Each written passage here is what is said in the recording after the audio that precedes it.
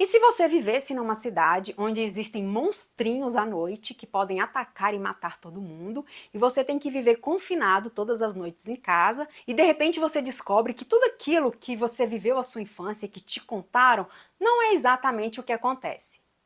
Esse é o filme A Lenda de Oti. Vamos lá?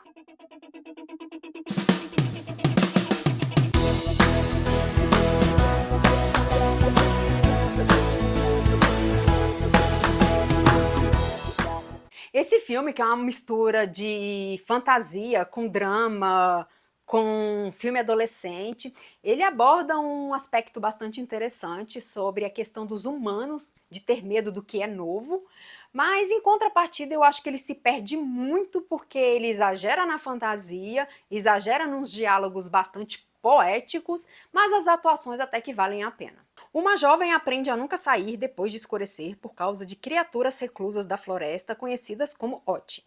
No entanto, quando um bebê Oti é deixado para trás, ela embarca na aventura de sua vida para reuni-lo com sua família.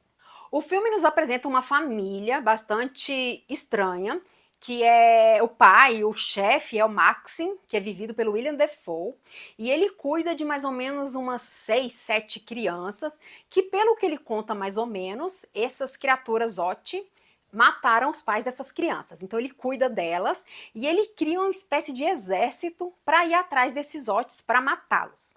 Tá o Petro, que é vivido pelo Finn Wolfhard, que é o nosso querido Mike de Stranger Things, e a Yuri, que é vivido pela Helena Zengel, que é a protagonista aqui. Então, toda noite eles saem em busca desses Oti no meio da floresta. O pai, esse Maxim, ele estuda aí para saber onde que vai estar essas criaturas, para ir atrás com esses adolescentes, com esses jovens, para matar essas criaturas que ele fala que são monstruosas e que tá matando os humanos. Só que um dia a Yuri sai de casa e acaba conhecendo esse Oti bebê. E eles acabam criando um laço afetivo muito grande e ela vai contra tudo que esse pai propôs para ela, falando, né, que são criaturas do mal e tudo, e quer levar esse Oti para sua mãe.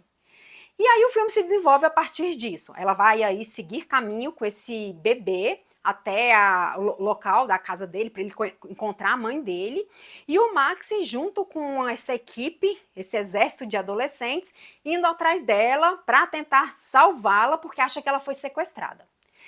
E aí o filme ele se perde muito, porque ele tenta trazer uma história bastante fantasiosa e que se você não embarcar nisso, você não consegue se inteirar no filme. Então, por exemplo, o Ot, numa situação de desespero, acaba mordendo a Yuri e ela cria uma coisa esquisita no braço, vai crescendo aquela ferida horrorosa e ela começa a entender o que o Ot está falando. Então, eles começam a ter diálogos. Eles emitem um som tipo musical, né? E ela acaba entendendo tudo que ele está falando e eles criam um laço afetivo por conta disso. Só que no final a gente acaba descobrindo que a mãe, na verdade, a mãe dela que está sumida, que ensinou para ela a conversar com os Oti. Então não é porque ela foi mordida, não. E aí o filme mistura uma coisa coisa fantasiosa, assim, de bruxaria. E a mãe da Yuri, que é a Dasha, que é vivida pela Emily Watson, ela também é uma figura muito peculiar, porque o pai fala que ela fugiu de casa, abandonou a família, ela fala que foi o marido que ficou surtado e mandou ela embora. Então é uma história bastante confusa, e eles tentam desenvolver esse drama familiar entre eles, mais essas histórias do Oti.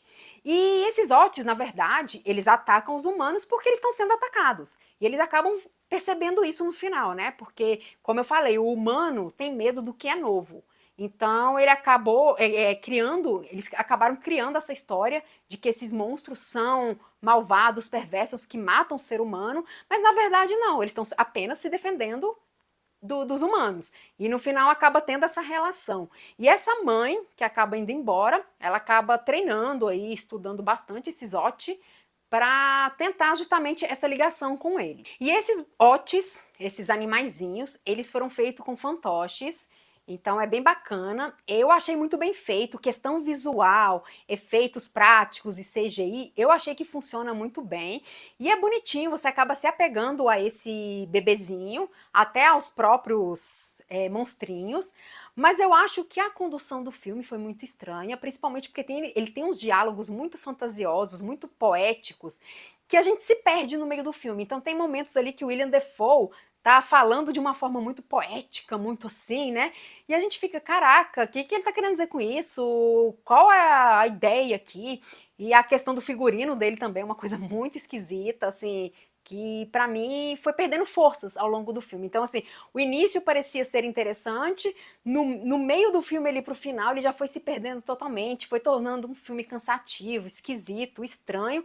E o final é interessante sim, porque o final tem uma história bonitinha.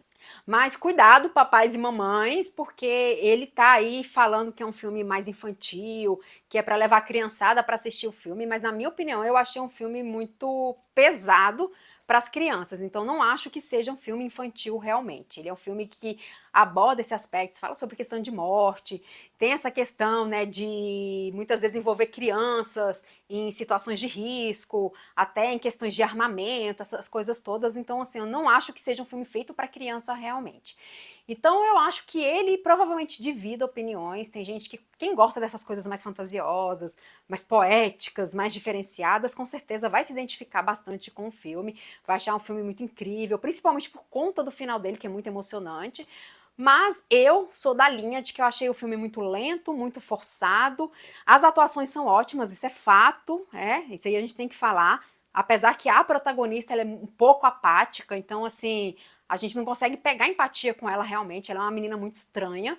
E a nossa interação mesmo é com o Petro, o Max e a Dasha, né? Que são os três ali que, pra mim, se destacaram mais no filme. Então, é interessante que a protagonista não chama tanto atenção assim. E de acordo com o Termômetro Nerd, a minha nota é 6. A Lenda de Otti estreia dia 29 de maio nos cinemas.